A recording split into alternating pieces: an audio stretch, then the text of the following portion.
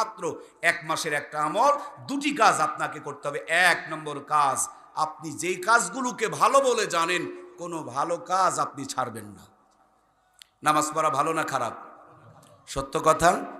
বাবা মার খেদমত, বড়দেরকে সম্মান করা, আলেম ওলামাকে মহাব্বত করা, কোরআনের তেলাওয়াত করা, এই যতগুলো ভালো কাজ জানেন, 1 মাস কোনো ভালো কাজ ছাড়বেন না। 2 নম্বরে আমল, কোনো খারাপ কাজ করবেন না। মিথ্যা কথা ভালো না খারাপ? বলবো না। বিবির সাথে খারাপ আচরণ ভালো না খারাপ? করব না। শ্বশুর বাড়ির থেকে কিছু কৌশলে হোক, বুদ্ধিতে হোক, যুক্তিতে হোক, চাপ দিয়া হোক, এগুলো নেব।